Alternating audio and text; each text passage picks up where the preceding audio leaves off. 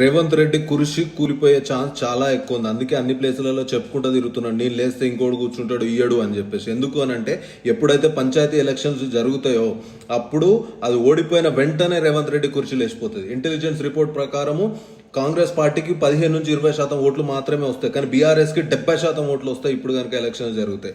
అందుకోసమే ఈ తతంగము, Kavitha, CBI, Kaleshwaram report in assembly ఇవన్నీ జరుగుతున్నాయి.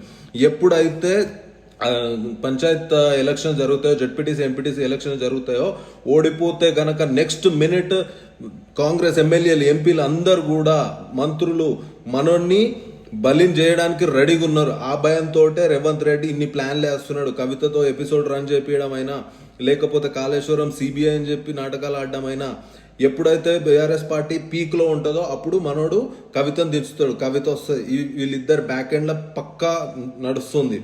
అది అది అది అలగ్స్ స్టోరీ. సో ఎప్పుడైతే పంచాయత్ ఎలక్షన్లు, బై ద వే పంచాయత్ ఎలక్షన్లు ఇప్పట్లో జరగవు, 2-3 నెలల తర్వాతనే జరుగుతాయి.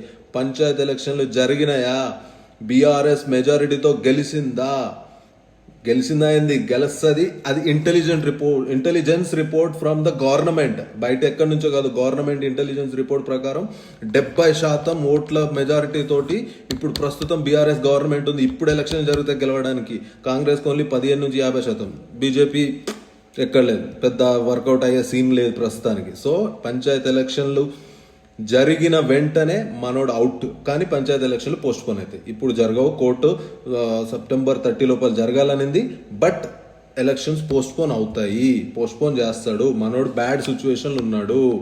సో పంచాయతీ ఎలక్షన్లే మనోడికి డెడ్ లైన్.